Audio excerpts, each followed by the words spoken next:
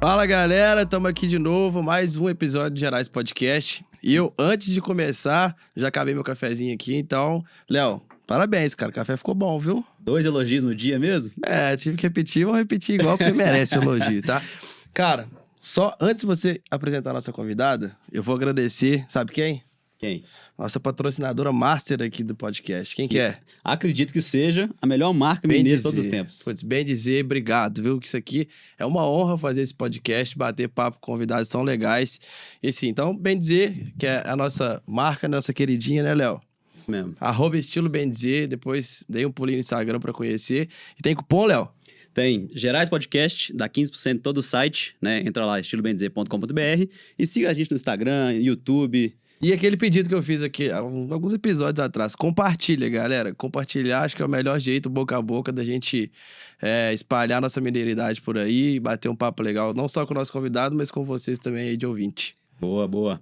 Posso apresentar, então? Agora pode. O papo hoje, galera, é com a Carolina Dini. Ela é redatora, dona do blog Cebola na Manteiga, mas já diversificou esses negócios aí para várias coisas. Gostaria que você contasse pra gente tudo isso. Já escreveu livro de receitas? Aham. Livros também de poesia que eu vi. Aham. Tá abrindo agora um estabelecimento de físico, né? Uma coisa de escola, que você conta também, que será o Espaço Casca. Isso. Né? Carol, obrigado por ter topado aqui a nossa conversa, viu? E aqui é bem livre mesmo, pra falar do que você quiser aí. Polêmico ou não. Pela apresentação, Tema acho leve. que 1 hora vai ser pouco pra gente conversar, mas vambora, não tem né? hora não. Ai, coisa boa. Eu que agradeço o convite, uma alegria estar aqui. Oh, valeu. Ô, Brenão, posso Diga. começar já perguntando uma coisa que eu tô desde... A gente tava estudando, né? Tipo, vamos entrar falar com a Carol e tal. E o que ela faz, o que é a ideia dela do blog, enfim. Então, preciso que você conte pra galera o que é o Cebola na Manteiga, Tá. pra eu fazer uma segunda pergunta. Tá bom. Bom, Cebola na Manteiga tem várias frentes hoje. Eu sou advogada, eu sou escritora, empresária e sou consultora. Eu ajudo as pessoas a se planejar a alimentação, otimizar os processos culinários. Mas o que eu mais gosto de fazer mesmo é compartilhar receitas vegetais pelas redes, assim, e as receitas que sejam o mais acessíveis possível para as pessoas, para poderem fazer mesmo em casa. Acho que a gente vive uma vida meio corrida, né? Então, assim, a minha ideia é facilitar tudo que se passa pela cozinha. Legal. Porque eu tava vendo muito você falando sobre, né? Acho que tinha até uma frase legal que não precisa de ingredientes animais para fazer comida boa. Não é uma coisa não assim? precisa, sim. Então, é porque a minha cozinha ela é toda vegetal. Eu sou vegana, então eu tento levar para as pessoas coisas que são simples e tudo baseado nas comidas vegetais mesmo, assim.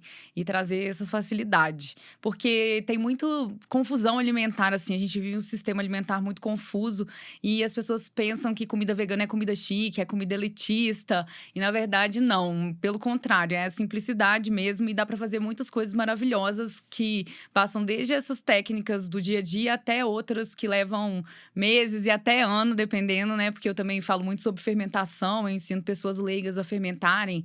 Tem um livro também que é um beabá, assim, sobre fermentação anaeróbica selvagem, sem usar as cepas selecionadas, né? Para poder fazer coisas com os próprios micro-organismos dos vegetais, como que cria o ambiente para poder fermentar, assim, coisas em casa, na cozinha de casa, usando pote reutilizado de azeitona mesmo. Ah, é? Legal. Eu confesso que eu era um desses que achava que, assim, não elitista, né? Não é uma coisa muito chique, mas esse negócio de ser mais...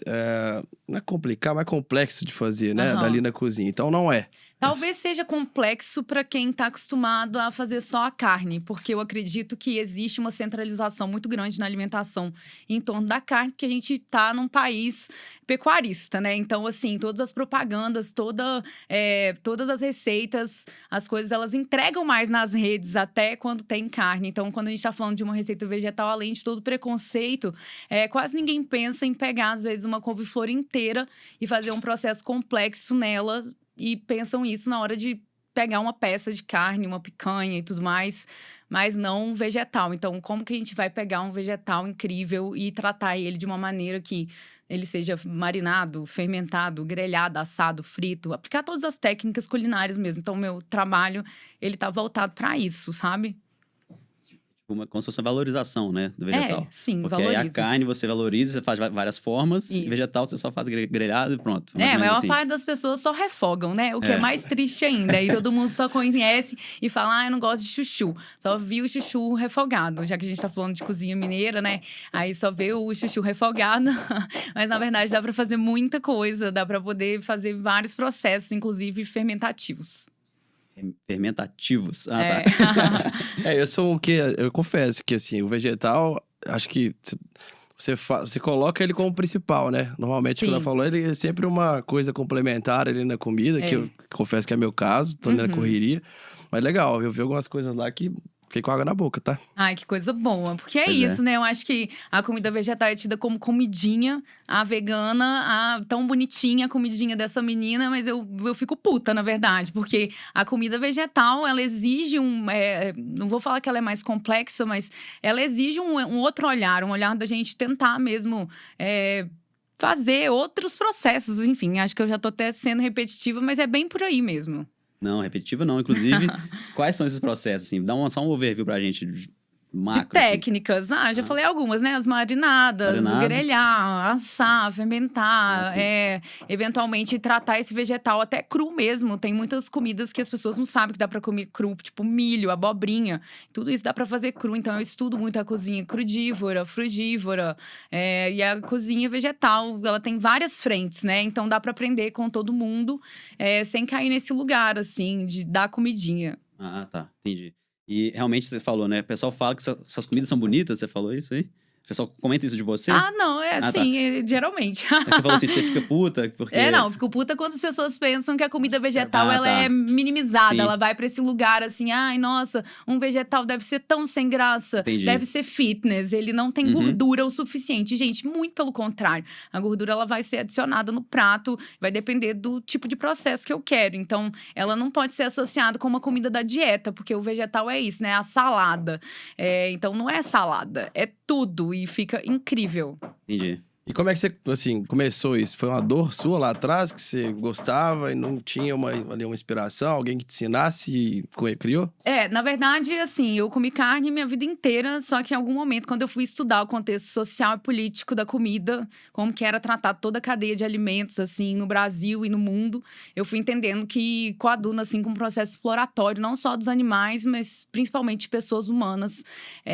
Tem várias questões, assim, muito problemáticas, e eu não concordo com a maneira que é feito, assim. Eu não acho que o veganismo, ele salva o mundo, ele não é a solução para todos os problemas climáticos, isso é utópico, mas eu acho que essa quebra, né, nesse paradigma mesmo da gente tentar levar para um outro lugar, ele é necessário, porque a forma como o alimento é cultivado hoje em dia é insustentável. Então, quando a gente mostra para as pessoas que é importante, eu não tento veganizar ninguém de maneira alguma, mas eu tento mostrar que é muito incrível e que dá sim pra gente consumir menos.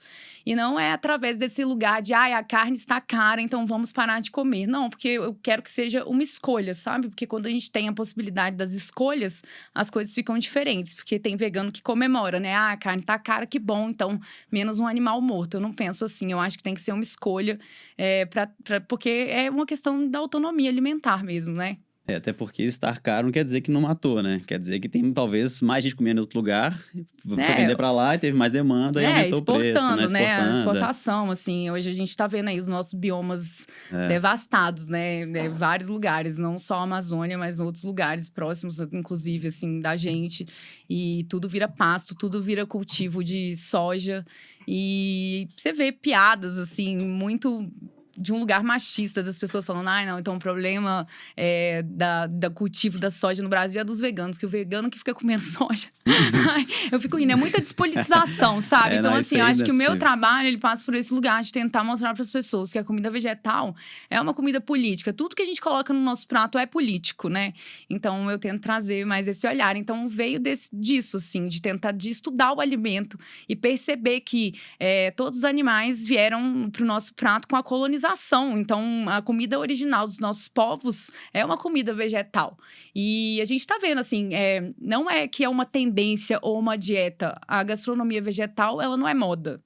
ela é uma necessidade e ela já existe há muito tempo. Então, a forma como a gente consome animais hoje nunca aconteceu, sabe? Então, é uma dissociação muito grande, né? Os nomes das carnes, os cortes, é tudo feito pra gente não pensar de onde aquilo tá vindo, como aquilo é produzido. Então, assim, eu não fico mostrando vídeos de abate para as pessoas ficarem horrorizadas. Não, pelo contrário, eu tento mostrar que é um outro processo e tentar trazer essa educação, assim, para minhas redes e atingir mais pessoas e dar muito certo. Assim, muita gente fica até confuso, porque o nome do meu site, igual você já citou, é o Cebola na Manteiga, né? Mas manteiga não é vegana, então como que é isso? Mas existe manteiga de tudo quanto é coisa. Essa não era é a minha só pergunta manteiga. polêmica, eu queria saber. Ai, eu sabia.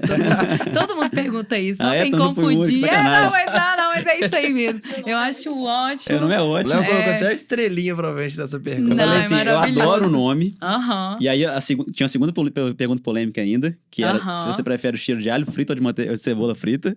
Que eu fico na dúvida várias vezes. Não, muito complexa essa pergunta. Pois é. Essa daí eu vou Falamos que era fugir, polêmica, gente. essa Não é vai séria. dar pra responder, não. E aí, eu fiquei pensando, pô, manteiga é... Ué, eu conheço manteiga de leite só. Não, tem Quais são as manteiga de outras? tudo.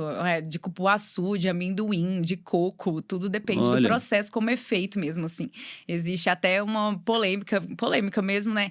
Se for ver a designação do que é manteiga na Anvisa, assim, fazer as pesquisas, existe uma confusão, sabe? Tem muitas manteigas, essa que é a verdade. Na Anvisa, falam que existem outros tipos também. Não, ou existem vários tipos A de manteiga, pegar o sim, a óleo, manteiga. Não, depende do processo. São vários tipos de extração, assim, a frio, tem vários tipos de extração. Entendi. E aí, no caso, quando você usa manteiga, você usa qual, por exemplo? Uma mais comum, assim? Todas que tiverem disponíveis, assim. Hoje mesmo eu tava cozinhando com uma manteiga de cupuaçu que veio pra mim de Ilhéus, na Bahia. Então, eu também faço essa pesquisa, assim, de dar um protagonismo para pequenos produtores e trazer esse olhar de como que eles estão produzindo, né? Como que tá plantando, como que é o sistema, o que é uma comida agroecológica, o que é uma comida orgânica, qual é a diferença, como que os produtores conseguem esse selo, qual que é o acesso. Então, eu tento fazer esse trabalho de mostrar, assim, por que existe, né, essa confusão de, nossa, um produto, então, de um pequeno produtor, ele é caro, mas como que ele foi feito? Ele não pode ser comparado com um produto de uma grande indústria, por exemplo. O processo de uma pessoa que tem, às vezes, uma ME, um MEI, é muito maior, assim, o trabalho. Não tem como, assim, a gente comparar com o preço de produtos ultraprocessados, até por conta da questão direito tributário mesmo, impostos e tudo mais. Então, como que o mercado aceita e abraça essas pessoas? Como que as políticas públicas, elas estão trazendo isso para nossa mesa, sabe? E é isso, a gente vê um sucateamento geral, assim, da comida que tá no nosso prato. Então, os brasileiros, eu acho que todos nós estamos horrorizados com os preços e insegurança alimentar, assim, para todo lado e muita gente passando fome. Eu não sei vocês, mas não tem um dia que alguém não venha no meu DM, assim, em qualquer rede, pedir um Pix para poder comprar um prato de comida, sabe? Porque eu acho que, como eu falo muito dos processos políticos, acabam aparecendo essas pessoas, assim, e falta política pública. É uma tristeza o que está acontecendo no nosso país. Então, é isso, sabe? Eu tento olhar a comida não só no contexto do gosto, do gostosinho, mas sim de toda a cadeia produtiva. Você falou mais cedo da manteiga de cacau, né? Aham. Então, bem leigamente falando. Tá. Você pega a castanha ali, não sei, do cacau, né? Aham. Fermenta ela, inclusive, né? As amêndoas são fermentadas, exato. Aí ali, ao fermentar, já faz alguma coisa que concentra mais algum óleo, não? Então, é extraído depois, né? Através de prensa. E tá. eu já vi, são processos manuais muito específicos, mas tem alta concentração de gorduras e os chocolates são feitos com as manteigas de cacau. Não todos, mas muitos. Entendi. E aí você pega o óleo, vai meio que batendo nele, vai pegando, mudando a consistência, talvez. Assim, eu não sou a maior entendedora do processo de produção do cacau, mas as manteigas em geral são várias. Eu posso citar manteiga de amendoim, manteiga de coco, manteiga de cupuaçu. São manteigas com alta concentração de gordura. Então, não é só a manteiga de leite, existem vários tipos. E é isso. Legal. Mas eu confesso que quando eu criei o nome, eu ainda comia manteiga de leite e tudo mais. E meio que foi por causa disso. Mas depois eu percebi que existem outras possibilidades culinárias. Então, o universo vegetal, ele me abriu os olhos, assim. Se eu antes... As pessoas pensam assim, vou parar de comer carne, leite, ovos, tudo que for derivado animal. E aí, o meu prato vai ficar o quê? Muito reduzido. Só que não, é o contrário, assim. De verdade, todo mundo fala isso e parece mentira. Mas não é, porque você começa a olhar para outros ingredientes que você não fazia ideia que eles existem, sabe? E a gente tem uma biodiversidade inacreditável nesse país. É claro que não é acessível para todos. É claro que a indústria e os supermercados, eles estão começando a olhar para isso agora, mas numa Vira que vende, ótica... né? Vira que tem mais gente pra comprar. Mas é uma ótica capitalista. Eu não acho que é a solução para o veganismo, mas é muito bom ter lá as nossas opções para poder comprar tudo quanto é coisa. Assim, eu tenho percebido aqui em Belo Horizonte, especialmente, que há um aumento assim gigante, tanto nos dogão da esquina até os restaurantes caros, maravilhosos. Todos já estão criando menus. Os caras sempre vão. Então, assim, as coisas estão acontecendo, sabe? Pode ser uma tendência de mercado, né? Que é péssimo pensar por esse viés, porque a luta vegana, ela vem da libertação animal, em primeiro lugar, e, consequentemente, da exploração do trabalho humano, mas... É muito bom, né? Ter outras opções. Até porque tem muita gente que não só veganos. Tem os intolerantes à lactose, pessoas que têm outras alergias, enfim. Então, quanto mais gente a gente puder abraçar, melhor. Então, uma comida vegetal, eu acho que ela abraça ao invés de reduzir as possibilidades. E Entendi. é bem interessante pensar por esse lado mesmo, né? Você estava falando também sobre a questão regionalização das produções, né? Comprar dos pequenos e tal. E aí, você citou Ilhéus, né? Manteiga de cupuaçu e tal. Sim. E eu comecei, enquanto você falava, eu comecei a lembrar que, para mim, é muito mais nítido na minha cabeça esses pequenos produtores, ou em regiões mais litorâneas, ou talvez por causa do Nordeste também, assim, é muito grande, muito mais... tem a riqueza vegetal muito grande, né? Isso é maior lá mesmo, não é? Tem essa impressão? Não, eu acho que em qualquer lugar a gente encontra a produção da agricultura baseada na produção familiar, é o que sustenta o país hoje. A maior produção que a gente tem, o que está no prato, são as famílias produtoras. Inclusive, aqui em Belo Horizonte, a gente tem políticas públicas avançadas nesse sentido. A gente tem um cinturão verde, assim, de plantio em vários lugares, não só em BH, mas todo o entorno, Esmeraldas, muitas produções, assim, tem as feiras, a gente tá virando, eu acho que uma tendência, assim, nacional, muito interessante, assim, em relação às feiras agroecológicas, as pessoas, não só as públicas, que eu, como exemplo, as feiras que acontecem às quintas-feiras ali na Rua Goiás, atrás da prefeitura, que reúne vários produtores. A gente tem uma feira indígena aqui, que foi inaugurada na semana passada, aqui no centro, depois eu passo o endereço direitinho, porque agora eu não vou saber. Eu não pude na inauguração, mas quinta-feira com certeza eu vou estar lá.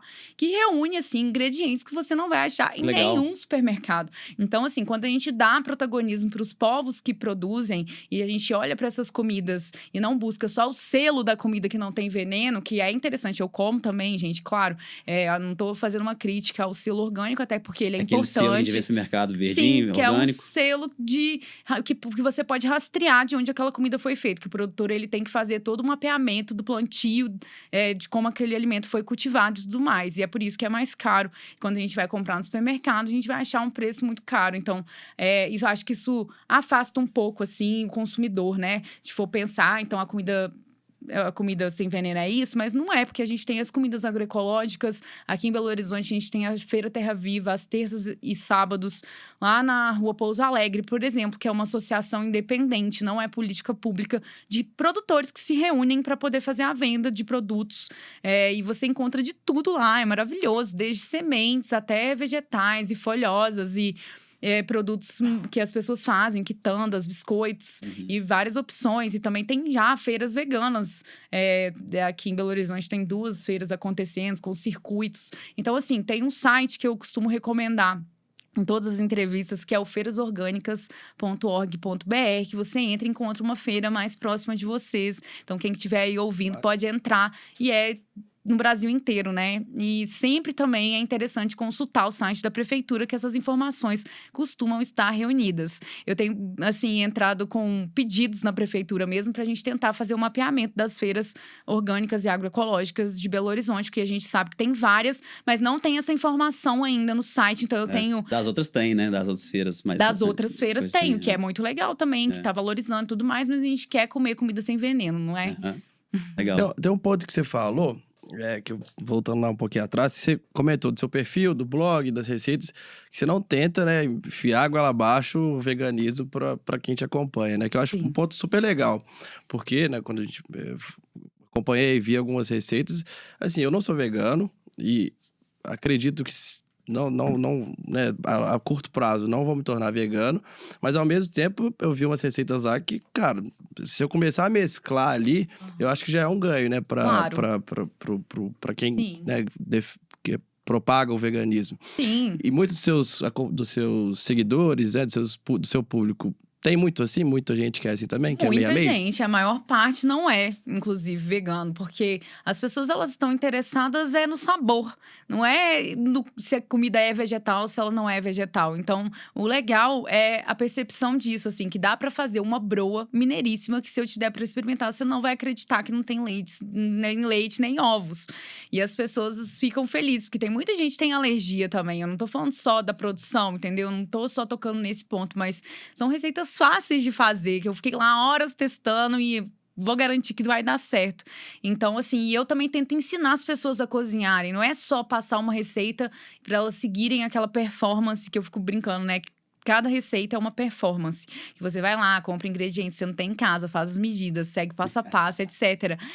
Mas entender aquele caminho. Por que se você usar tal ingrediente, por exemplo, um polvilho doce, ele vai dar uma chicletada lá na sua receita e a partir disso você vai conseguir uma textura interessante, mais pegajosa, digamos, que talvez você queira isso em algum preparo. Então, eu tento ensinar as pessoas realmente a cozinhar e tudo em busca da autonomia alimentar. Porque eu acho muito triste mesmo, as pessoas que bradam e falam, ai, nossa, eu não sei cozinhar, não sei fritar nenhum ovo. Gente, isso é péssimo. Todo adulto deveria saber, porque se você não tá fazendo, você tá terceirizando. E geralmente quem fala isso é homem, né? A gente tem que fazer esse recorte.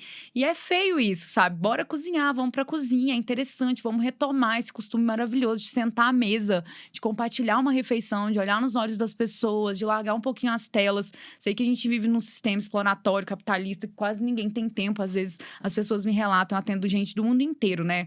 Do mundo inteiro mesmo, vários países, vários contextos e realidades sociais. E às vezes as pessoas, elas não têm 15 minutos, então elas só têm tempo de esquentar a comida no micro-ondas, tudo bem. Mas quando tiver a oportunidade, e eu acredito que muita gente pode ter, mesmo dizendo que não tem, não são todas as pessoas, claro, quero pontuar isso, mas a gente fica tanto tempo no celular, tanto tempo em frente a uma tela, que se a gente valorizar, às vezes, os processos e entender isso como uma aposta também no nosso eu do futuro, porque tá tudo bem agora, a gente se entupir de ultraprocessado, mas e no futuro? Como que vai ser esse contexto, né, da nossa saúde, assim? Eu quero ser uma velha saudável e eu quero que todo mundo tenha acesso também. Muita gente só pode escolher os ultraprocessados, mas se a gente puder valorizar, e muitas vezes essas comidas, elas sem veneno e tudo mais, elas são ou o mesmo preço ou inclusive mais baratos. Aqui no Armazém do Campo, por exemplo, que é a loja do MST, que tem várias outras capitais, o arroz lá é muito mais barato que em qualquer supermercado, porque o MST ele manteve essa política de não ficar inflacionando demais os alimentos. Então, eles conseguiram ter essa política de resistência mesmo. E lá dá para poder encontrar produtos incríveis.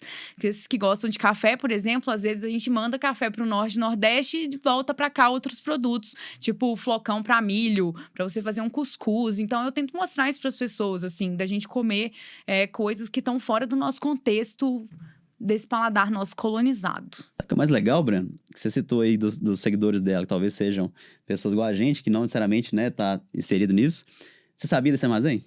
Nem ideia. Também não. Pois é, o Armazém do Campo, gente, é uma loja fantástica, porque tem lá desde missô até shoyu e temperos. O missô, ele é um produto fermentado, assim, que geralmente é a combinação de um cereal com uma leguminosa, que aí você cozinha no vapor. Ah, e sim, aí aquela você... bolinha? Não é uma bolinha, é uma pasta. Aí depois você inocula um fungo que chama Aspergillus oryzae, que é um fungo específico, e aí esporula ele nessa massa e ele vai fermentar, geralmente durante 6 meses, 1 ano. Se vocês entrarem lá no meu Instagram, vocês vão ver um destaque lá sobre o missô. Então, eu mostrando todo esse meu processo de teste mesmo, assim, é um processo investigativo. Eu não vendo, enfim, eu não sou... Nossa, essa arte, ela é milenar de vários povos, né? Quem sou eu para poder dar aula sobre isso? Mas eu tenho até um post escrito sobre isso lá no meu blog, que é o cebolanamanteiga.com, que você já citou aí agora há pouco. Mas é isso, assim, lá no Armazém do Campo se encontra de tudo, sabe? Desde os cereais aos feijões maravilhosos, para fazer de um tudo. E produtos de vários produtores. Gente, eu gosto muito de conhecer feiras e produtores, porque eles sempre têm uma dica de alguma coisa que a gente não costuma usar. E imagina, a gente tá no Brasil, sabe? A gente vive uma das maiores biodiversidades. Por que a gente só consome as mesmas coisas? Por que essa pobreza imposta pela monocultura? Porque é mais fácil cultivar. É muito mais fácil você vender uma batata específica que você vai lá, taca veneno nela, ela vai ser cultivada. Mas se você for lá na feira indígena, você vai ver muitas outras espécies, sabe? A gente tem milhares de espécies na América Latina e se a gente vai na gôndola do supermercado, é aquela pobreza. E a gente tá cada dia mais acostumando com isso. E com isso, os nutrientes que a gente ingere também, né? Não só a questão de sabor, acabam sendo os mesmos. Então, a minha luta é contra isso tudo. Eu acho que muita coisa que impacta isso também aí é um achismo. Assim, por exemplo, ali do lado de casa tem um super nosso. Então, pela praticidade, pelo tempo, né, que você citou bem, que fazendo a autocrítica, muitas vezes é isso, eu não paro para cozinhar porque tô fazendo outras coisas que poderia, às vezes, deixar de lado de cozinhar. Mas, por exemplo, essa feira, né, a feirinha que você falou, talvez é um local específico que vai ser longe da minha casa, que eu teria que me deslocar lá e não vou ter tempo, né? Entre aspas, né? Entre aspas. Valorização, né? E acho que talvez um pouco disso, né? Talvez a dificuldade, né? Primeiro que o Léo falou, de saber que existe e depois de, cara, tira um tempinho pra ir lá conhecer, né? Vai lá, você... E às vezes a pessoa não vai ter tempo mesmo. E nesses casos eu aconselho a assinatura de cestas que você entregue na sua casa. Eu tenho um post que tem, assim, inacreditável tanto de produtores que entregam cestas agroecológicas aqui em Belo Horizonte, por exemplo. E eu fiz um haul com vários desses. E em vários lugares do país a gente tem um programa que se chama CSA, é a Comunidade que Sustenta a Agricultura. Se vocês procurarem no Google, der um Google, é fácil de achar. Então, assim, produtores é uma rede que organiza e pega, por exemplo, você produz batata, fulano produz o milho, Luiz produz alguma outra coisa. Então, vai juntar esses produtos e, de acordo com a sazonalidade, eles vão ser entregues na sua casa. Então, a gente tem várias possibilidades de assinatura. Assinatura para uma pessoa, para uma família de 5 pessoas. Assinatura para uma semana. Vamos supor que você cozinha muito. Ou, se você cozinha pouco, viaja bastante. Às vezes, assinatura de 15 dias. E você pode dividir uma assinatura com um amigo, por exemplo, e falar, olha, essa semana eu recebo, semana que vem você recebe. E dessa maneira, a gente vai conseguir ter esse consumo de maneira mais prática, que não vai me sobrecarregar, porque eu entendo isso, sabe, da facilidade que o supermercado oferece, e oferece mesmo, não tem outro, e é um lugar, assim, que é feito para ser higiênico, é um lugar onde você vai encontrar batatas lavadas por máquinas, então, às vezes, a pessoa vai na feira, encontra uma batata não lavada, ela não quer, porque dá trabalho, e eu entendo, tá todo mundo exausto, a gente não pode desconsiderar isso, mas existem alternativas. É sobre também valorizar, né? Sim. Você começa a ver o que você valoriza na vida ali, no seu dia a dia, e você começa a fazer escolhas, né? Acho que é bem isso que você fala. Experiência também, eu acho. Igual o Léo, você é muito mais cozinheiro que eu. Eu me viro. Você fala assim, né? O Léo tem uma cozinha lá, que tem um espacinho de cozinhar e tal. Inclusive, foi na casa da minha tia, cara. Você tava falando, eu lembrei disso. Essa experiência de cozinhar também, né? É uma coisa, misturando isso tudo, que faz você ter um espacinho bacana ali pra você cozinhar, um espaço, né? Que seja pequenininho. Mas você ter esse tempo, eu vejo cozinhar como experiência, cara, de prazer momentos, mesmo. Né? Momento, Sim. Mas eu queria fazer um gancho, então, com uma coisa um pouquinho diferente. Que eu vi que você fala muito sobre planejamento alimentar em relação ao planejamento financeiro, né? Que você fala muito sobre isso. Beleza, vamos mudar a forma de comer, ou comer outras coisas. Mas e aí, a realidade de cada um é diferente da outra, né? É diferente. É por isso que eu não tenho um curso online com dicas práticas para serem aplicadas em qualquer contexto. Não faço isso. Eu tenho programas de acompanhamento e que é um programa muito personalizado. Então, por exemplo, hoje de manhã atendi um casal que vai ter filho esse final de semana. Ontem eu atendi uma moça no Canadá. Então, tudo vai depender do contexto, do dinheiro que a pessoa tem para poder investir, da hora que ela pode cozinhar, como ela pode, da restrição alimentar, se ela tá ou não tá sendo acompanhada por um profissional da saúde que passou uma dieta. Pessoas que às vezes fazem cirurgias bariátricas, aí elas precisam de um acompanhamento, porque tem um super programa alimentar de uma nutricionista, mas não consegue colocar em prática. Então, eu entro nesse lugar. Às vezes, a pessoa ela tem lá, por exemplo, eu vou citar um exemplo bem aleatório, nada a ver, mas só pode comer batata. Gente, eu tô inventando isso, só pra vocês saberem, mas como que eu vou fazer essa batata? Ela vai ser sempre um purê? Ela vai ser sempre grelhada? Não, dá pra fazer milhões de coisas, então vamos fazer juntos. Então é isso, tudo vai depender da necessidade de cada um, do tempo que a pessoa tem pra poder investir. Então eu meio que criei esse programa, assim, que ele dura às vezes poucos meses, às vezes dura um ano, porque eu vou ensinando a pessoa passo a passo ali pra ela poder entender como que ela vai chegar na tão desejada autonomia alimentar, que é a minha busca. E eu E a questão não é ir para a cozinha todo dia, muito pelo contrário, é ter tempo livre. A maior parte dos meus alunos, eles são pais recentes ou mulheres, mães solo, que precisam alimentar as crianças e não tem tempo, às vezes, de ir no banheiro fazer xixi. Isso é real. Então, como que ela vai fazer? Ela vai deixar a criança com alguém em algum dia, isso é, se ela tiver uma rede de apoio, né? E aí ela vai tirar um tempo para poder montar umas bases que vão quebrar um galho durante a semana, para ela poder esquentar, no máximo adicionar uma folhosa e fazer algum processo culinário bem rápido. Então, eu tento desembolar umas soluções, assim, através da minha experiência, como pessoa que já trabalhou em restaurante, como pessoa que estuda e tá ali buscando, porque, assim, eu fico lendo e tentando entender, assim, processos de todos os lugares, sabe? Pra poder facilitar mesmo. E se a pessoa come carne, não vou falar pra ela não comer. Eu vou falar, olha, já tentou assim, já fez desse jeito? Porque também tenho essa experiência, já fiz curso de corte de carne. Então, eu nunca vou virar pra alguém e falar o que ela deve comer. Até porque eu não sou da área da saúde, eu não posso fazer isso. Totalmente antiético, né? Então, assim, eu tento entender o contexto de cada um e falar, pera, então vamos comprar. Você tem esse utensílio culinário? Acha que vale a pena? Você pode pagar por ele? Onde você vai comprar? Qual que é a voltagem da sua casa? Como funciona a sua cozinha, como que é o seu espaço. E a partir disso, encontrar saídas. Esse que é a maior frente do meu trabalho. E ao mesmo tempo, você tem alimentos ali que já estão disponíveis, você pode aprender a fazer de outras formas, Exatamente. né? Acho que é bem nesse sentido. Exatamente. Cara, uma pergunta nada a ver, mas tem algum segredo pra eu não perder tanta salada que eu faço de deixar na geladeira? Porque minha salada perde... pergunta. Eu fico sempre bravo demais com isso. Tá. 2 dias. Eu acho que o melhor jeito de conservar é não temperando ela antes. Então, se na hora que você for fazer a compra, você vai lavar, secar muito bem. E a maior parte dos lugares que eu já trabalhei conserva assim. Você vai pegar um utensílio, de preferência umas daquelas bandejas de plástico branco, assim. Se você não tiver em casa, pode ser qualquer outro pote. Mas entremear as folhas com papel toalha, porque o excesso de água que ela for absorvendo, que ela for liberando, durante o processo de putrefação, vai ser absorvido ali pelo papel toalha. Então, ela vai manter sequinha e você vai conseguir utilizar e sempre deixar lavado, porque se tiver algum sujo, algum, né, bichinho ali e tudo mais, não vai atrapalhar no processo. E aí só fazer o tempero depois, quando você for consumir.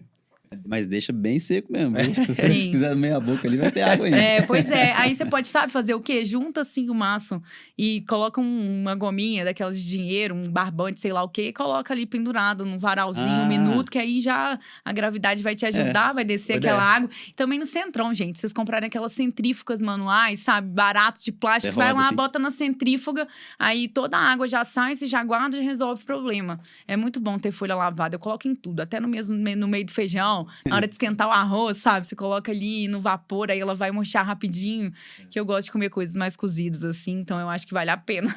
No final do dia, a consultoria, né? Que você faz, né? Ajuda a otimizar o tempo. E eu tenho certeza que economiza também no final do dia. Nossa, né? exatamente. A ideia é economizar. Porque a maior parte das pessoas gastam muito dinheiro. Muitas vezes com ou comida fora, especialmente delivery, né? Porque a gente tá vivendo essa massificação de delivery. O que eu não acho que a gente tem que cancelar de maneira alguma. Eu sou muito a favor do delivery, mas eu tento fugir dessas empresas. Então, eu ligo para os lugares para poder fazer o meu pedido através de um motoboy independente ou, no mínimo, dar uma gorjeta, se for possível. Eu sei que nem todo mundo vai fazer isso, mas, sabe, fugir um pouco desse sistema que a gente já sabe, gente, assim, é ridículo o que tá acontecendo. Não sei se vocês viram aquelas entrevistas que saíram há quase um mês atrás, assim, galera tentando desmobilizar a luta sindical de entregadores. Então, é muito complicado. Não é só, assim, pensar só na nossa saúde, mas é no sistema também. Então, é uma economia imensa de dinheiro. Ainda mais se você for pensar a longo prazo. Então, as pessoas ganham tempo e ganham dinheiro. Eu tive que... minha mãe já me ensinou essa técnica do alface lá, sabe? E aí... Lá na casa da minha mãe sempre dura muito, cara. E eu comprei, cara, não consegui bem. Por isso que eu falei pra você secar bem essa coisa. Tem que secar, minha gente. Tem que secar secado. Água é aquele negócio, isso, não tem jeito. E aí, tipo assim, eu acho comida perdida lá em casa, quando assim, eu acho uma coisa muito triste, assim. Eu fico muito, muito... Me faz mal mesmo de ter que jogar fora e tal. E moro só eu e minha noiva sempre perde uma coisa ou outra. Não tem como, e fica aquela bagunça. A gente tem que comprar menos. Aí compra menos, tem que ir mais vezes no supermercado. Aí entra naquela questão do tempo e tudo mais. E aí, vou comer alface, eu tenho que comprar o alface de R$10, que tem uma sacola a vácuo lá. Aí é mais crocante, não sei o que, que lá vai ter pouco. Vou pagar caro, vai fazer toda a questão da cadeia que você acabou de falar aí. E aí, pra poder comer alface. Sabe, assim, é Eu uma te coisa meio entendo. ridícula. Mas às vezes a alface, né? A gente pode colocar ela É em alface? vários. É alface, mulher. Aí a gente pode colocar em vários preparos. Não precisa ser só no meio da salada. Já experimentou fazer alface refogado? Tem muitas Você até disse culturas. agora, botando feijão, né? Tem muitas culturas que usam alface de outro Aí, ó. jeito. E uma coisa muito interessante também, às vezes, que quase ninguém pensa, é às vezes comer, por exemplo. Você fez lá uma salada, igual ele tava falando. Você ralou uma cenoura, sei lá, você tem uma pasta legal, um pesto, alguma coisa assim. Você coloca a alface em cima de uma bancada, vai, faz um recheio, faz uma trouxinha e Sim, come, assim. É é. outra forma de comer também. Mas eu acho que eu quero pontuar uma coisa que quando a gente cai nesse lugar de, ai, nossa, que culpa, estou desperdiçando comida, a gente tem que sempre lembrar o seguinte: sabe aquela história de que não pode tomar banho demorado, porque senão vai acabar a água do mundo? Não é o caso. É a mesma coisa aqui com a comida. Quem desperdiça alimento é a indústria de alimentos, não é o indivíduo. Então, qualquer cozinha, inclusive na minha, de vez em quando acontece desperdício. Isso não é o fim do mundo. Às vezes vai acontecer, e é isso. Então, o que você pode tentar fazer, eu brinco que é um pote de talo, inaugurar um pote de sorvetão lá no seu congelador e, eventualmente, talos de coisas que você descartaria. A alface é o pior exemplo, né? Porque murcha rápido, vai ficar congelado, vai ficar uma grande meleca, mas algumas outras partes de alimentos, por exemplo, talo de couve, vale porá, salsão, né? cascas, etc. Você vai colocando lá 1 hora, você vai fazer um caldo vegetal incrível, colocando para ferver numa panela, e aí você vai usar aquilo ou no dia para cozinhar seu feijão, seu arroz, ou vai congelar em cubinhos e descartar os sólidos, né, depois do processo de cozimento. E aí você vai reutilizar. É É uma mesmo. grande coisa, assim, para poder evitar esse desperdício. Que eu sei, não tô falando que é bom desperdiçar, mas também quem desperdiça alimento não é a gente, é a indústria de alimentos. Interessante essa visão, não tinha pensado, né? Pois Porque é. acaba que na água também, acaba que a indústria, né? E grandes consumos que somados são muito maiores do que o doméstico não, ali, né? isso aí não tem comparação. E a própria indústria, assim, é uma coisa meio um círculo virtuoso ali, né? Você tem que produzir mais do mesmo para ficar mais barato, né? Você tem que selecionar melhor para poder vender melhor no seu mercado lá. Então, você já descarta o que já não está dentro do padrão, né? E aí, você depois vendeu mais ou menos desse, você vai avaliar qual que é o próximo que você vai plantar. Você planta 2 só que façam sentido, né? Ciclo vicioso, virtuoso não. É vicioso. É isso. Ciclo virtuoso existe, Maíra? O que Só é? se for outro tipo. Esse aí não é, não. Esse é vicioso. A expressão Aham. é o que vocês, né? Eu tô brincando. Às vezes eu falo, gente, brincadeira. É meio que um neologismo virtuoso que quer dizer Pois é. Exatamente. A Maíra, nossa produtora, Ai. estava aqui do lado falando aqui. Então, o vicioso, que é o original, né? Virtuoso, conotaria o oposto disso. Então, eu errei bastante. Eu tô te enchendo, né? Às vezes a gente vai falar e não sai a palavra. Tive que brincar. Legal. Mas olha, é bom, a gente já deu alguns. Na minha cabeça é tudo Cortes meio bons. visual. Então, tem hora que eu Aham. falo, vou pensar em Sei. restaurante, eu falo refrigerante. Quem nunca? É impressionante aqui que funciona É aqui no meio. pensamento acelerado. Aqui, ela tava falando do... Como é que era? Da tipo de... Como é que chamou? O missô, Ah, o missô. né? Processo fermentativo. E aí, qual que é o vegetal que dá origem? Então, ele pode ser feito de várias maneiras. várias. Geralmente é a combinação de um cereal e uma leguminosa. Por exemplo, arroz misturado com soja, arroz com um grão de bico. Vai depender da cultura. Dá pra fazer até missô de feijão. Um amigo meu, que é o Pedro Raton, que divide comigo alguns estudos, assim. Ele é nutricionista e biólogo, ele fez um de feijão outro dia. Então, assim, depende da cultura. Ah, tá. E eu tava vendo lá no seu blog Puba, É, né? a Que puba. vem a Puba, vem de mandioca também? A pubela é uma cultura indígena, é uma técnica indígena primorosa, que é muito bonita a história, inclusive, que vários povos pegam e colocam a mandioca dentro de uma rede e dentro do igarapé, assim. Então, mergulha aquela mandioca, então ela fica ausente de oxigênio. E a partir disso, o rio vai passando ali, aí vai fazendo o processo de fermentação anaeróbico ali submerso, e depois essa mandioca amolecida é usada para poder fazer vários preparos, assim. E os preparos que eu uso para poder fazer coisas caseiras, eu coloco num pote de fermentador de cerâmica, mas dá para fazer de novo lá no pote reutilizado de vidro, de palmito, azeitona, enfim. Tem 2 jeitos interessantes. Ou você vai pubar a mandioca inteira em pedaços, já descascado de preferência, e o único cuidado é colocar ela submersa na água filtrada.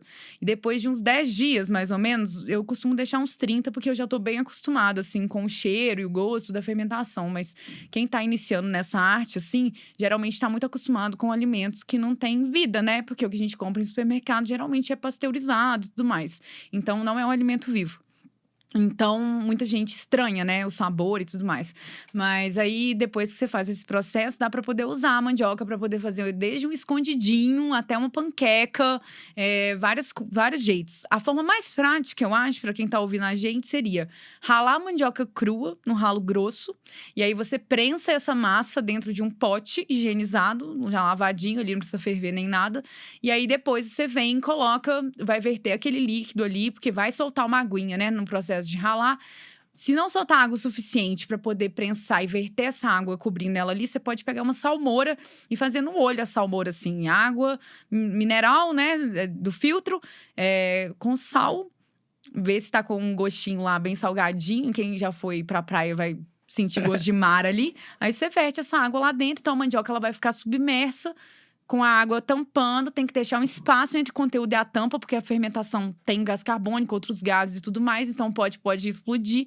E aí, depois de uma semana mais ou menos, você pode pegar, escorrer esse excesso de água, pegar essa massa da mandioca, salgar ela, prensar ela numa frigideira untada e vai virar uma panquequinha inacreditável. Então, por exemplo, para quem tem a vida corrida, eu super indico essa receita, porque você pode deixar o pote na geladeira e ir consumindo aos poucos, sabe? É muito gostoso. Vai tirando a colherada ali e vai pausando. Você vai tirando e vai colocando lá na frigideira, sempre só tomando cuidado, gente. O inimigo da fermentação anaeróbica é o oxigênio. Então, se não manter submerso, vai estragar, não tem jeito. Aí depois ninguém vai poder me xingar que a cozinha ficou fedorenta.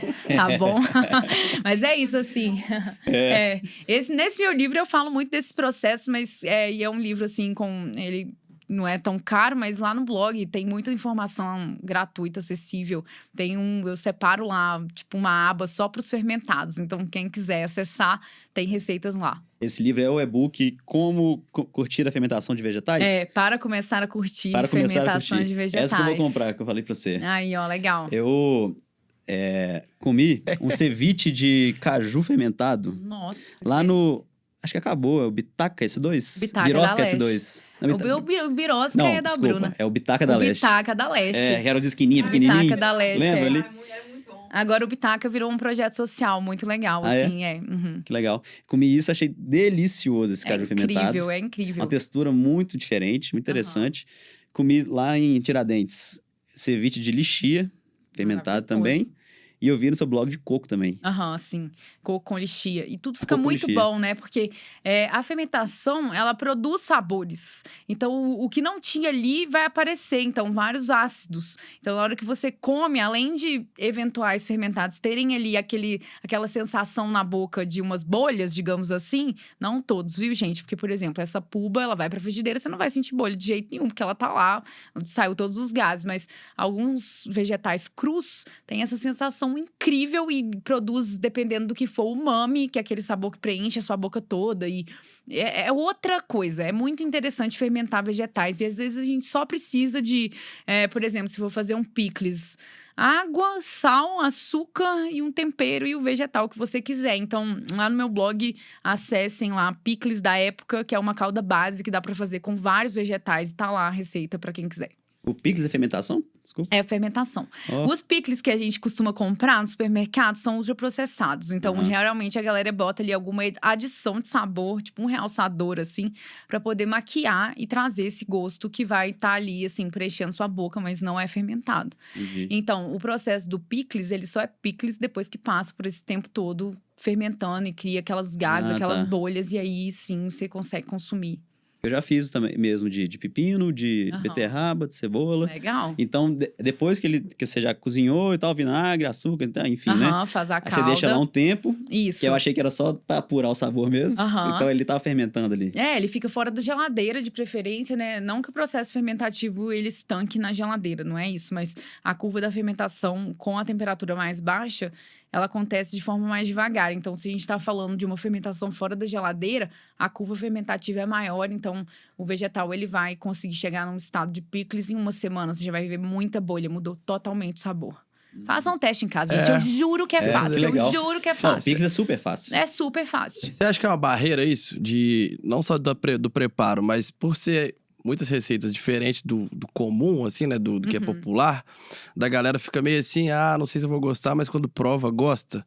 Você acha que é a barreira isso? Eu acredito que tem muita gente que não gosta e não tem que forçar alguém a gostar de alguma coisa. Tem essa história, né, do paladar infantil. Nossa, eu detesto essa expressão. Eu acho que cada um tem o seu próprio paladar. A gente não tem que obrigar ninguém a comer nada. Mas sim, é Não uma sei nem o que que barreira por causa da indústria de alimentos. Porque a gente só come coisas enlatadas que você tem a certeza que você abre aquele pote que às vezes viajou de container do outro lado do mundo, foi plantado na Ásia, envasado nos Estados Unidos, chegou de container no Brasil, você abriu e tá ali, lindo, o seu pote de molho de tomate. E aí você vai fazer em casa, sei lá, um ketchup fermentado e aí você vai ter que lidar eventualmente com a formação de leveduras e um combinado, né, de micro-organismos ali que vai formar uma película por cima. Então, o que eu tento ensinar no meu trabalho é que não tem que ter medo dessas coisas. Claro que existe uma enorme diferença entre a fermentação e a putrefação. É um caminho bem diferente, mas se você está num ambiente controlado, que você sabe o que está ali dentro, e você já entendeu que algumas formações, principalmente em chucrutes, elas vão acontecer, você dá uma raspada, joga fora. Só que você tem que ter um mínimo de conhecimento, e é isso que eu tento levar para as pessoas que me acompanham, e muita gente fermenta. Gente, assim, que em todos os cantos do mundo, vocês não acreditam, é muito legal. Eu recebo foto, não tem um dia que eu não recebo foto de pote fermentando. Eu até tento evitar de ficar repostando tudo, porque senão eu só falo disso nas minhas redes. Fica lá só falando de fermentação. E não é só sobre isso que eu quero falar. É uma coisa muito curiosa e meio mais fácil ali, mais tangível, né? É muito legal, é lindo. É o processo de a gente cria uma relação com os potes. Não tem jeito, você tá vendo ali, você fez o negócio com o maior carinho. Todo dia você vai lá, dá uma bisbilhotada. E às vezes dá pra ouvir as bolhas, sabe? É lindo, é mágico. A minha cozinha, se chega de manhã cedinho lá, silêncio, que eu acordo muito cedo, né? Aí eu escuto os potes. É muito legal. Legal. Aquelas compotas antigamente, aquelas conservas, são fermentação ou não? Depende. Tem processos de conservação que utilizam açúcar. Então, às vezes, compota de doce, por exemplo, que a galera faz cozinhando lá lentamente na panela de barro, 40 minutos, uma geleia, por exemplo. Vai durar anos, mas por causa da questão do açúcar, que é um fator natural de conservação, ou do sal e tudo mais, não necessariamente. Ah, tá. É, porque até do picles tem uma diferença já, que dá pra Tem uma entender ali. diferença, o picles, ele tem essa calda base, ele tá submerso, é outra história. A consultoria que você dá, você falou que fez uma no Canadá agora, né? Aham. Pensou no Canadá. Mas você meio que estuda, claro, a rotina da pessoa, mas coisas também que são, assim, né? Que ela vai ter mais acesso lá no Canadá, ou, Aham. sei lá, no Sul, no Nordeste, no Norte. Não, eu não tenho esse contexto global, assim, dos alimentos que ela vai ter acesso, mas eu ensino pra ela que dá pra poder fazer, por exemplo, uma frigideira de raiz com a raiz que ela tiver acesso, com o tubérculo que ela tem acesso. E às vezes ela vai incluir uma folhosa na comida, não interessa qual folhosa, que se é uma couve que vai encontrar na Itália ou uma couve de Minas Gerais, uma taioba, não importa.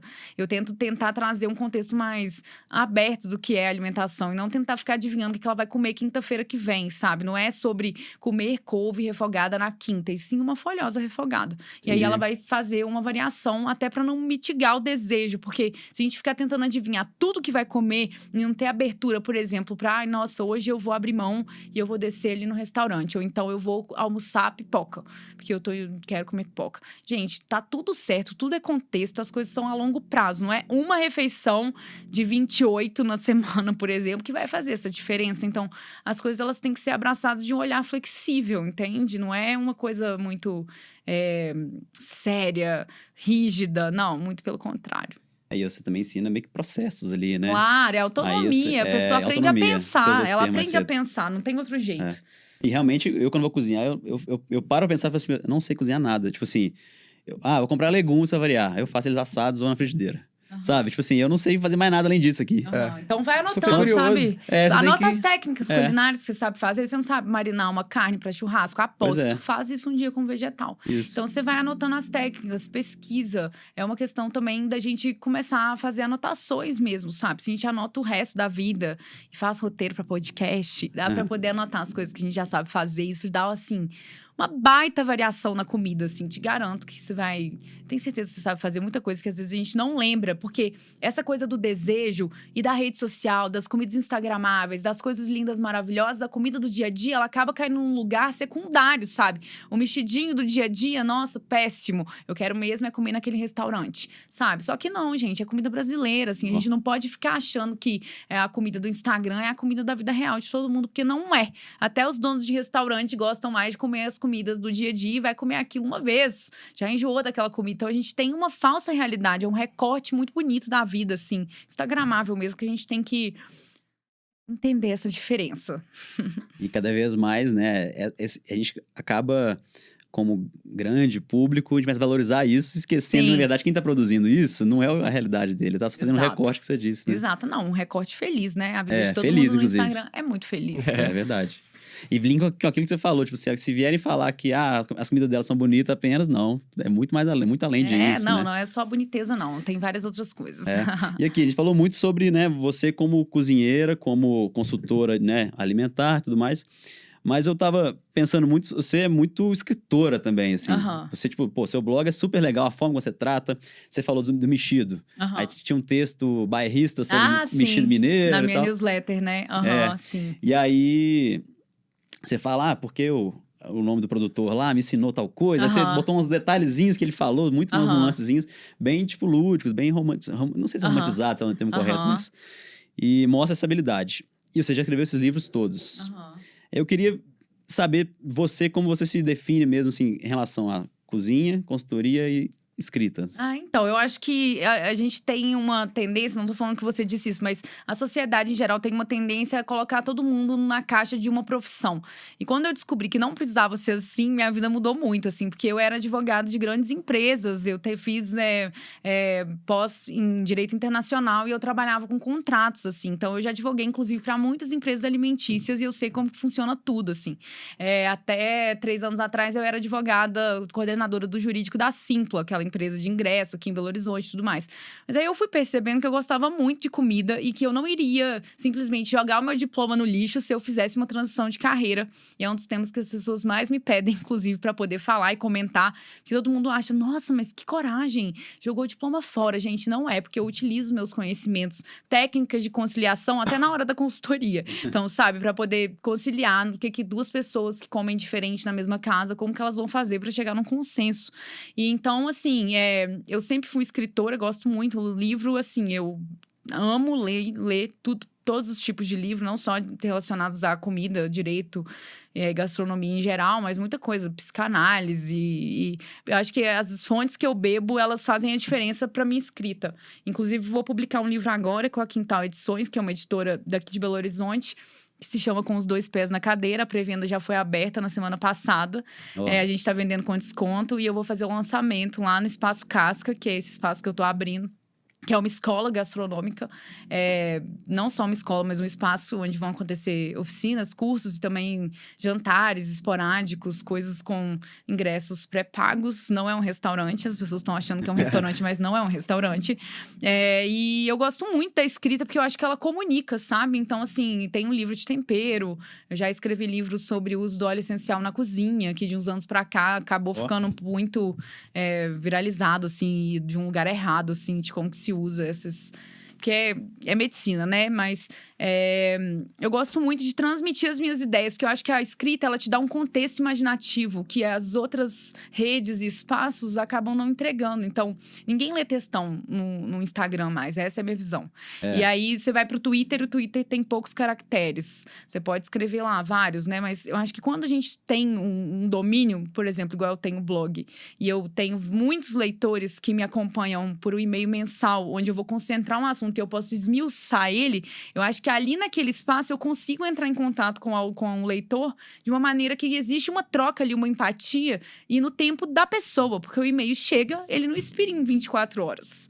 A pessoa pode ler ele daqui a um mês. Isso acontece mesmo, assim, eu mando um e-mail 2 semanas atrás, a pessoa me escreve daqui 2 meses falando que leu e que gostou. Então, é muito legal. Eu gosto desses espaços onde a gente comanda também, né? Porque ficar dependendo só de algoritmo hoje em dia, as coisas, elas desaparecem e o nosso trabalho vai pro lixo e tudo some, ninguém fica futicando, até fica, raro, mas coisa de 1900, sabe? Então, eu tento trazer, assim, outras formas, outros tempos de tratar o alimento. Pois é, e o podcast nosso vem nisso também. É uma forma de se conectar com a pessoa com mais calma, com mais Sim. tempo, com mais liberdade.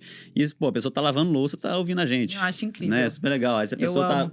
tira um tempo pra ler, né? E ela mesma interpreta, né? Sim, é incrível. Menos velocidade. É, o espaço para imaginação. É. O seu livro tá em pré-venda. Onde que o pessoal consegue comprar? No site da Quintal Edições. Edições. Só digitar lá no Google com os 2 pés na cadeira que vai achar, dá pra comprar com desconto, ganhar mini pôster. E quem tiver em BH pode retirar comigo, vai ter um lançamento lá no dia 28. 28 de maio, né? 28 de maio, lá no Espaço Casca. E lá nas minhas redes tem também várias informações. Boa. E aqui, qual que é a origem desse nome aí? Que a gente ficou Pois é. matutando ele. É um poema que ele é, assim, eu escrevi o livro, ele é uma história, assim, é um banquete para ser servido em 4 tempos, que aí são 4 capítulos, e aí ele passa não só pela cozinha, mas por outros temas também, então é meio que uma dança de cadeiras. Eu fiz um trabalho com uma ilustradora, que é a Bela Rig, que é uma artista aqui de Belo Horizonte, que ela traduziu para mim esses poemas e pegou cadeiras. O trabalho dela é muito voltado, assim, para as cadeiras, as imagens, tudo mais, as mãos, como que as mãos se movimentam no banquete, mas não vou dar mais spoilers. Quem quiser vai ter que exatamente. comprar o livro e me ler, porque é muito legal, assim, é um trabalho que eu tô fazendo tem mais de 5 anos. Então, cada palavra ali foi pensada e repensada. Poemas a gente não escreve, assim, de uma hora pra outra, apesar de parecer, né? Porque, um textinho Parece curto. ser vindo aqui. você Só vai- que não. Então, assim, eu selecionei à mão, sofrendo ali pra poder selecionar cada um e fazer que eles se contextualizassem dentro dessa publicação, sabe? E eu fiquei bem orgulhosa, porque são muitas mãos mesmo trabalhando pra esse livro nascer. E espero que as pessoas gostem, porque eu tô bem orgulhosa do trabalho. Pô, demais, velho. Uhum. E acho que também casa muito com o que você tá falando, tipo assim, mudar a sua forma de ver o alimento, né, com mais autonomia e tudo mais, ou seja, também tá falando muito de dedicar um pouco mais inicialmente para com o Aham. tempo e depois valorizar aquele momento, igual você, Sim. o Breno falou. Acaba que o livro que tá há 5 anos fazendo, Aham. pô, maior carinho pra fazer a arte, lançamento e tudo mais, a pessoa vai ler e no momento dela, no tempo dela também, tá casando também com tudo que você tá falando, né? É, sim, eu acho que a comida é isso, né? Se a gente parar de pensar de forma imediata, não é só resolver a fome de agora, é pensar no meu do futuro mesmo. Eu sempre fico brincando com isso, tô aqui cozinhando pro meu do futuro. Porque tem coisa melhor do que a gente tá na correria e comer a comida que você fez, com a coisa que você preparou, com uma base que tá pronta na geladeira. E aí a forma como a gente se alimenta reflete, assim, no nosso humor, né?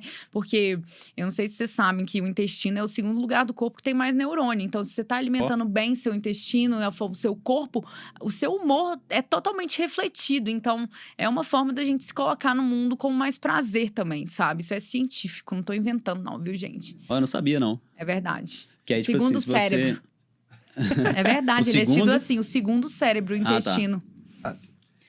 Quanto mais você alimenta bem, mais você vai influenciar no É. seu dia a dia. Regulação de hormônio. Pensando no meu eu do futuro. Aham. Qual prato você indicaria, qual receita sua pra dar aquela cutucada? Falei, caramba, velho, isso aqui é bom. Ah, eu vou Aham. começar aí nessa linha aqui. O que você indicaria pra alguém que não tem costume de comer alguma receita vegetal? Alguma receita vegetal? Será que a gente fala se eu falo dos fermentados ou de um prato específico? Bom, acho que eu vou trazer Talvez um fácil de fazer ali. fácil de fazer. Eu tô pensando até em mim lá. Tá, chega- vamos pensar então um fácil pro dia a dia, que não Boa. é uma coisa assim que você vai falar, nossa, esse daqui é a melhor coisa que eu já comi, mas pro dia a dia, você acorda, às vezes as pessoas comem pão de sal da padaria, que é ótimo, eu amo, piro em pão, várias receitas, mas você já pensou em grelhar um vegetal de manhã, por exemplo? Que seja uma abobrinha, uma batata doce, você vai cortar ela na faca mais fina ou até com a ajuda do mandoline e colocar na frigideira com alguma gordura de sua preferência, azeite, óleo de gergelim, óleo de coco, que você quiser, uma manteiga vegetal, não importa.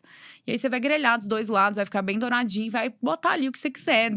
Pode ser o seu requeijão ou alguma pasta lá no meu blog. Passar e comer assim, isso é brasilidade, sabe? As batatas estão aí, a abóbora, a gente tem essa infinidade. E a gente tá acostumado a comer muito trigo, que é pouca produção no Brasil, né? Então, assim, até isso a gente herda esse costume. E comer com as mãos e trazer coisas assim que são mais do dos nossos povos mesmo. Eu acho que isso é uma coisa legal, mas se eu for falar de uma receita especial, eu sempre falo dessa, porque essa viralizou nas minhas redes, assim, é o que as pessoas mais me marcam e mais fazem, e coincidentemente é meu prato preferido, que é um estrogonofe, que tem uma receita lá no blog, que a pessoa pode fazer, assim, com uma base desde cogumelo, palmito, o que você quiser, pode ser um negócio mais elaborado ou mais simples, vai depender do poder aquisitivo de cada um, e fazer uma base, quem sabe, castanha de caju fermentada, às vezes colocar ali um leite vegetal interessante, ou vai cozinhar um inhame e bater ele, que não fica com gosto de inhame. Se eu te der pra comer, você vai achar bom. Então, tem várias possibilidades lá no site. Acertou em cheio. Nossa, As pessoas sabem, fazem muito estrogonofe. Não, gente, estrogonofe é a receita que todos os dias alguém me marca. Ah, É a receita preferida do Breno. Aí, ó, Acertou. fala, gente, aí, tá vendo? Isso aí tá no imaginário brasileiro, não tem jeito. Todo brasileiro, né? Gosta do É estrogonofe. bom, tá? É muito bom. E aqui, Eu amo onde também. comer em BH? Comida legal. Onde comer em BH? Bom, eu vou falar do Florestal, que é da minha sócia, a Bruna Martins, que é a dona do Inclusive, Birosca. tá convidado pra vir aqui também, hein? Aí, maravilhosa, Tentamos. Bruninha. Tentei trazer, mas ela tá super ocupada. Mas o Florestal tem um menu que tem muitas possibilidades vegetal. A carne, ela vem como um acréscimo, que eu acho que é uma bela novidade aí. E é lá do lado do Espaço Casca. Então, vocês já aproveitam para dar uma bisbilhotada. Fica ali na Praça Zamanhoff, no Floresta. E tá muito incrível tudo que ela faz, assim. E eu tenho acompanhado os processos e amado muito. A comida dela é especial. Eu achei bem bonito pelo Instagram também, dá uma acompanhada. Belíssimo. Não, a Lugar comida bonito, é esquininha, legal, né? incrível. É, lá na pracinha. Essa praça é ali na Assis Chateaubriand? Assis Chateaubriand, exatamente. Mais no embaixo ou mais Floresta. em cima? Sabe, tipo assim, Mais ela em é meio... cima, ela é mais Aham. do alto do morro, assim. Não, ali é legal demais, super agradável. É incrível, nossa, e vai lá, e tem vários tempos, assim, o menu dela dividido, dá pra sentar ali no banquinho da praça, pedir uma cerveja, comer um belisquinho, ou então tô com compartilhar um belíssimo prato com outras pessoas, que eu acho muito interessante, a forma como ela serve, trata, e tem até receita minha também lá no Ah, é? menu. Que legal. É porque eu gosto muito dessa coisa, assim, da comida vegetal. Ela não ocupa só o lugar da comida do dia a dia, mas ela também tá dentro da alta gastronomia, sabe? Então, assim, a gente tem visto, assim, ganhando esse espaço. Massa, massa. Ó, então vamos falar de todos os arrobas aí que Vamos falar. envolvem Tá. a nossa conversa de hoje. Bora, então. @cebola na manteiga é meu Instagram. O site cebolonamanteiga.com. Vocês me encontram no Substack para poder assinar lá a minha newsletter, que se chama Jornalzinho. Se entrar no meu blog, já tem link para tudo. Na bio lá do Instagram também tem. Aí, esse novo espaço é o Espaço Casca. Obviamente, não vai Arroba ter Espaço cedilha. É @Espaço Casca, não tem cedilha. Mas acho que é isso, né? O Espaço Casca, quando que ele inaugura mesmo, efetivamente? Tem Então, a gente pretende fazer a inauguração no início de maio agora, se tudo der certo, mas aquele negócio, né? Obra sempre atrasa, a gente ainda tá, assim, organizando tudo, trabalhando de segunda a segunda para poder fazer acontecer. Mas no dia 28, de toda maneira, vai ter lá o lançamento do meu livro, que não é uma coisa compartilhada com o trabalho da Bruna. A gente vai ocupar lá em dias alternados, mas se vocês quiserem participar, vai ter lá comidinhas, vai ter coisas para todo mundo. Espero que fique, que seja legal, assim, para as pessoas conhecerem o espaço e depois dá para almoçar lá na Bruna. Pô, sem dúvida. Pô. Com certeza estaremos lá, porque isso é uma coisa que a gente gosta de comida, viu, Aí, Breno? ó, pronto. Esse Então tá estrogonofe, feito. ela acertou em cheio. Acertei, tanto, né? Cara. Comecei a Aí, ó. imaginar aqui já Se Nossa. pudesse, o Breno comia Dá todos os dias da fome. vida dele. Eu também, Breno. Eu É bom, vou né? compartilhar essa sua fome. Então, essa receita tem no Instagram, Tem, no blog, tem com lá no certeza, blog. né? Tem, com Vou certeza. deixar, então. Legal. Eu já tô seguindo ela, né? Então eu vou acompanhar lá, vou praticar essa receita de verdade. Eu espero que sim. Eu quero me desafiar mais ali na cozinha e E é aproveitar fácil, mais. ali. você vai ver. Não tem erro, não. Boa. E eu vou pros fermentados. Vou Legal. comprar o e-book. Eu vou amar. Bora fechar a conta, então? Bora, né? Fazer o quê? Passou rápido, hein? Passou, Pois é. passou? Inclusive, caso o pessoal que estiver ouvindo aí ouvir um barulho de construção, obra, furadeira, parafuso sendo apertado aí, O cara do comercial vai pedir desconto pro Lúcio, não tô nem aí. Não tô brincando. é os barulhos do dia a dia. Foi ótimo. Muito obrigado pelo O cão ficou convite. desesperado. Ô, muito obrigado. Valeu, cara. nós agradecemos De por ter verdade. topado o convite Muito aí, pelo obrigada, papo. gente. Um prazer conhecer vocês. Valeu.